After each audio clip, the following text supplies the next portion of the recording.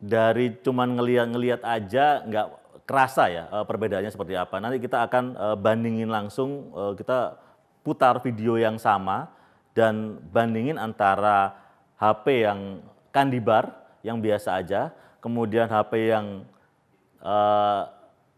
dua layar atau layar lipat biasa, dan yang trifold atau yang lipat 3. Itu ternyata experience-nya jauh berbeda ketika kita melihat konten itu di HP yang lipat 3. Nanti kita akan langsung coba ya.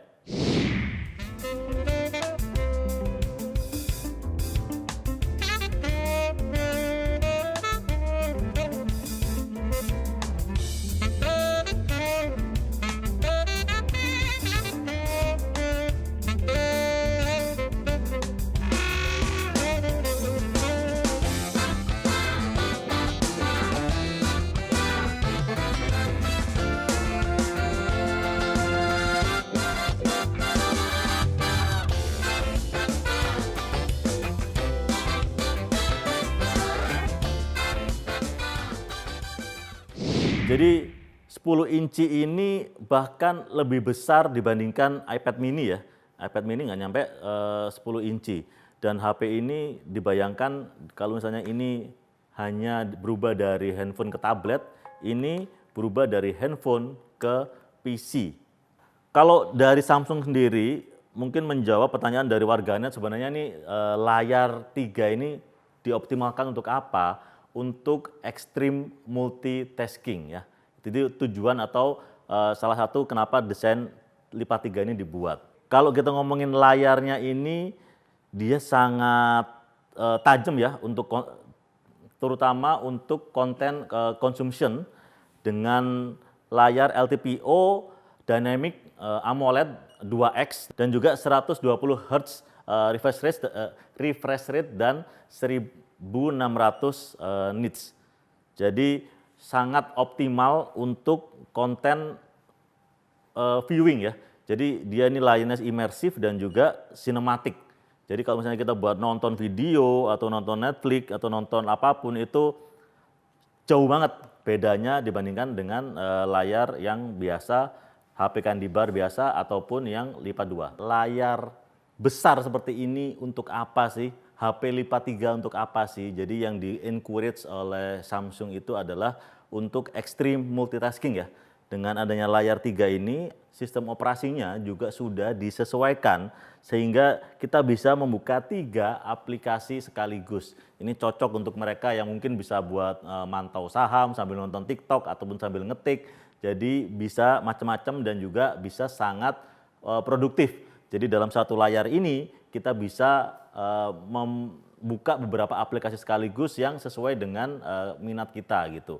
Ini yang biasanya dibutuhkan oleh pengguna-pengguna atau konsumen-konsumen dari HP lipat.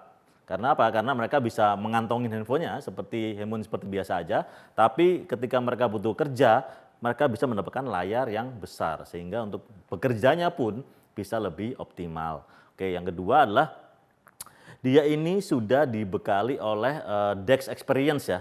Jadi biasanya kalau di HP Samsung yang kayak Galaxy S25 Ultra ini, DeX-nya harus dicolok ke PC dulu untuk bisa jadi DeX atau bisa menampilkan tampilan ala PC. Nah, kalau di sini tampilannya bisa langsung didapatkan dengan adanya di sini nih. Nah, kalau misalnya kita pencet ini, jadi tampilannya langsung ala PC seperti ini. Jadi benar-benar memang ini dirancang untuk membuat penggunanya itu produktif, selain juga untuk konten consumption-nya, untuk main game, untuk nonton streaming itu juga sangat nyaman. Plus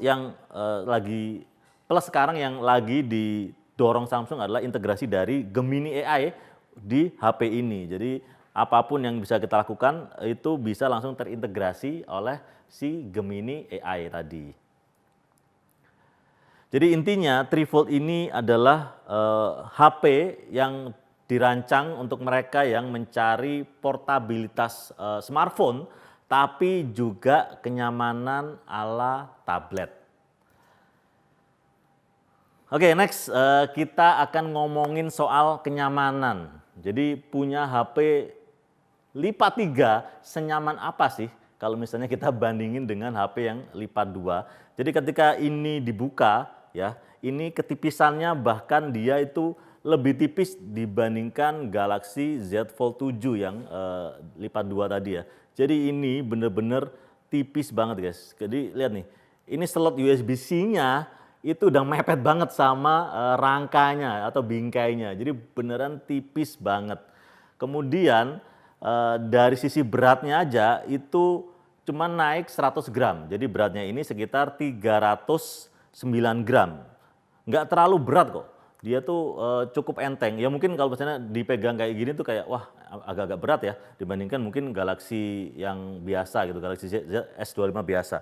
Tapi Galaxy S25 biasa aja itu beratnya 218 gram. Sementara Galaxy Z Fold itu beratnya 215 gram. Jadi naik 100 gram untuk satu layar lagi itu adalah inovasi yang bisa dibilang luar biasa. Oke? Dan ini kita ngomongin cara untuk ngebukanya yang juga unik. Nah ini nih, jadi kalau lipat 3 itu antara Samsung dan juga vendor lain misalnya seperti Huawei ya. Huawei punya Mate X6 itu yang dipakai Maduro, Presiden Venezuela kemarin. Itu cara membukanya juga berbeda. Kalau Z Fold itu dia membukanya ke dalam. Kalau yang Mate 6, Huawei Mate 6 itu membukanya ditumpuk jadi model Z seperti itu. Masing-masing punya plus dan minus sendiri. Kalau punya Huawei dia bisa jadi layar biasa, kemudian bisa jadi tablet, jadi bukaan 2 gini masih ada bisa dipakai dan bisa bukaan 3. Tapi kalau Galaxy Trifold dia cuma bisa dari layar biasa seperti ini, kemudian langsung dibuka 3. Jadi itu bedanya. Tapi punya Huawei itu ada kekurangannya kalau misalnya dia terjatuh itu layarnya mudah sekali untuk pecah atau dent ya. Tapi kalau misalnya si Z Fold ini Z Fold kalau misalnya Samsung Trifold ini dia lebih terlindungi untuk kacanya karena dia ada covernya lagi di bagian belakang. Jadi di sini kayak handphone biasa aja. Jadi istilahnya sedikit lebih aman kalau dari sisi pemakaian. Nah, untuk baterainya ini adalah handphone Samsung dengan baterai yang paling besar. Baterainya itu di 5600 mAh dibandingkan dengan Galaxy Z Fold 7 yang 4400 mAh. Jadi ini benar-benar gede banget baterainya. Dan untuk ngecasnya dia dapat 45 watt dibandingkan dengan Galaxy Z Fold 7 itu yang 25 watt. Untuk chipsetnya atau otaknya sama, dia pakai Snapdragon 8 Elite, Android 16 dan juga One UI 8. Keamanannya seperti apa? Nah, Samsung ini mengklaim bahwa dia ini sudah pakai dual hinge ya atau engsel ganda yang diklaim jadi ini ketahanannya unik jadi atau ketahanannya lebih tangguh supaya lebih durable dibandingkan yang sebelumnya. Untuk kamera sama, di sini ada 200 main kamera, dan kemudian ada 12 kamera ultrawide dan juga 10 kamera tele. Untuk ngelipatnya juga unik nih guys. Jadi kalau misalnya kita lipatnya tuh harus sesuai dengan arahannya Samsung. Jadi kalau misalnya kita ngelipatnya dari sini, nah ada tulisannya, salah nih ngelipatnya. Jadi harus dari kanan dulu, boom, baru tutup sini, ya. Ulang lagi ya, kalau misalnya kita ngelipat dari kiri, ada notifikasi, nggak boleh ngelipat dari sini. Nah, nggak boleh, jadi nggak boleh dipaksain. Jadi kita balik lagi, kita ngelipatnya dari sini, kayak gitu. Ngebukanya juga sama, dari kanan dulu, baru ke kiri. Jadi gimana kesimpulannya? Kesimpulannya adalah layar lipat HP adalah tren kedepannya di 2026 dan tahun-tahun selanjutnya gitu. Jadi target marketnya juga berbeda, harganya juga akan berbeda juga. Apakah Anda perlu invest lebih ke HP layar lipat untuk mendapatkan hype-nya ini? Tergantung dari kebutuhan. Kalau memang butuh layar lipat dan memang merasa kayak gue butuh nih satu perangkat yang bisa buat handphone, yang sepraktis handphone tapi juga butuh layar gede, misalnya buat main game atau mantau harga saham atau mau buat trading dan lain-lain butuh layar gede dan perlu mobile. Mungkin memang udah saatnya untuk berganti ke layar lipat. Tapi kalau misalnya Anda ingin beli sesuatu layar lipat ini karena ingin jadi cuman gue pengen jadi FOMO aja, gue pengen beli yang handphone yang cutting edge, ya nggak apa-apa, silahkan aja. Siapa tahu mungkin nanti jadi kayak, oh ini ternyata setelah digunakan itu cocok dengan kebutuhan saya, bisa juga. Jadi bebas saja. Yang jelas trennya ke arah sana, apalagi nanti ketika iPhone Fold keluar, ini akan jadi tren baru lah ya. Handphone layar lipat yang bisa form factor-nya udah berubah, yang desain ketika desain sebuah handphone sudah tidak lagi membosankan seperti dulu gitu. Nah, gimana menurut Anda? Kasih komentar di bawah. Saya Cak Dan, sampai ketemu lagi di Autotech selanjutnya.